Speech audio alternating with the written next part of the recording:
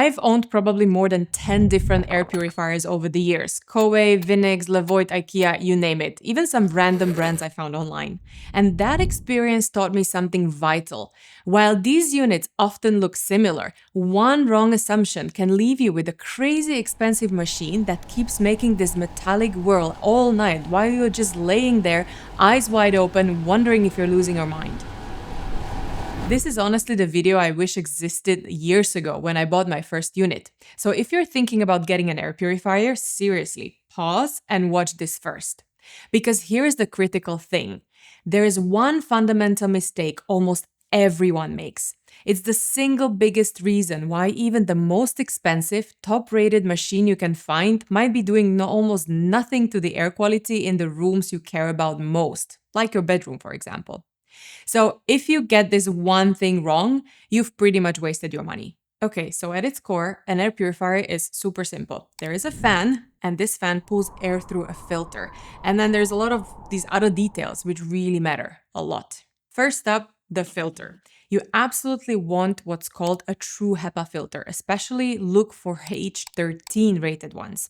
Ignore anything labeled HEPA-like or HEPA-style, that's just marketing fluff. A real H13 HEPA filter is certified to capture 99.97% of tiny particles, down to 0.3 microns.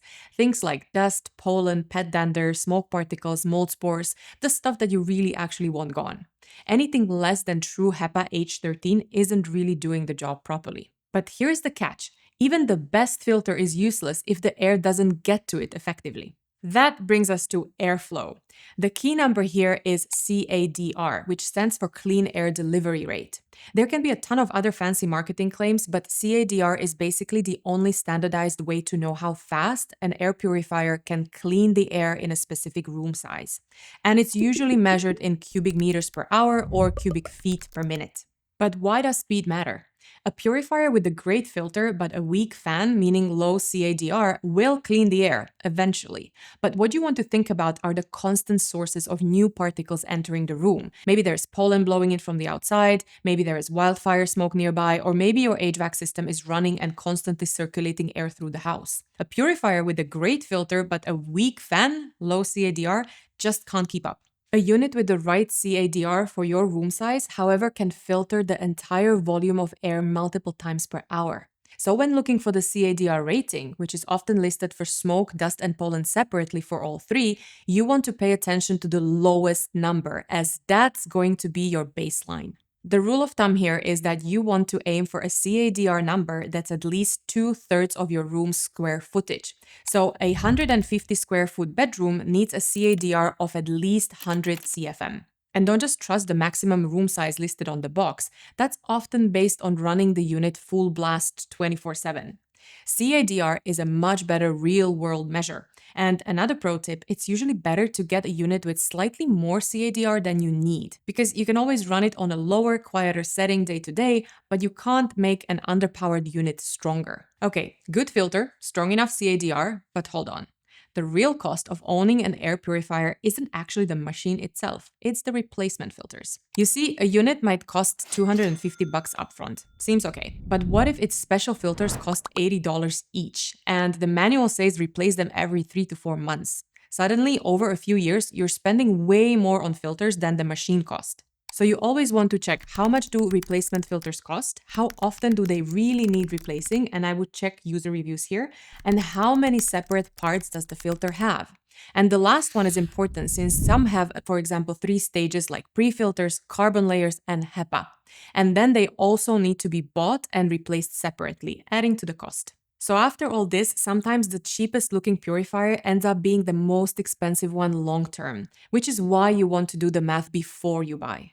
Next up, features. You don't need Wi-Fi, Bluetooth, apps, or voice control on your air purifier. These smart features at cost introduce more things that can break or glitch, invade your privacy by sending data who knows where, and add unnecessary EMFs to your home. You want clean air, not another gadget spying on you, so keep it simple. Also, big warning, stay away from ionizers. Many purifiers have an ion mode. It's supposed to make particles stick to surfaces, which sounds neat, but ionizers produce ozone as a byproduct. So even though ozone is great for many things, it does irritate your lungs and is bad for pets.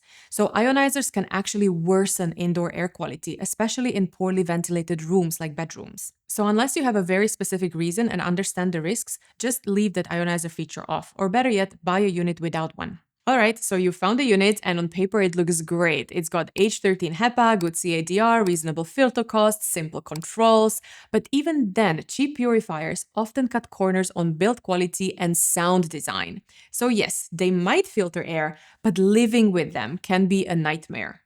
Many cheaper models are just plain loud, but worse is the type of noise they can develop over time, like subtle clicking sounds or low buzzing or whirring that comes and goes, and maybe the fan speed randomly changes even on sleep mode. I've even had expensive units develop these issues within weeks. So imagine you're trying to sleep and suddenly there's this faint tick, tick, tick driving you crazy at 2 a.m. Even decent mid to high range units like our old Koei ones had a vibration issues we had to fix by sticking a lambskin underneath them because I could feel it through the floor when I put my head on the pillow. So what you're paying for with a better unit isn't just clean air. It's peace of mind and actual peace and quiet. If you value your sleep and sanity, don't just grab the cheapest option. Okay, we've covered filters, airflow, costs, features, and noise. Getting these right is essential. But even if you find the perfect unit that nails all of that, you could still be making that one huge mistake I warned you about at the start. The mistake that renders even a top-tier purifier almost completely useless for half your home. So what is that big mistake? It's assuming that one big powerful purifier placed in a central location, like your living room, will effectively clean the air throughout your entire house, including bedrooms and office. It won't. Now, why is this wrong? Because air does not work like that in most homes. The airflow between different rooms in your house is surprisingly poor. Walls, furniture, closed doors, they all block air circulation. So that fancy, expensive unit in the living room is doing a great job cleaning the living room air.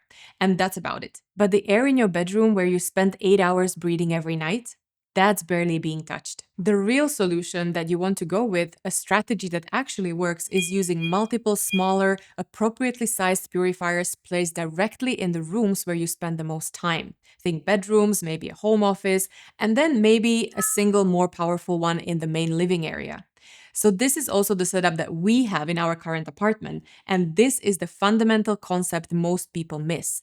One big unit is almost always the wrong approach, unless you live in a tiny open-plan studio apartment. And understanding this multiple unit strategy makes those basic features even more important.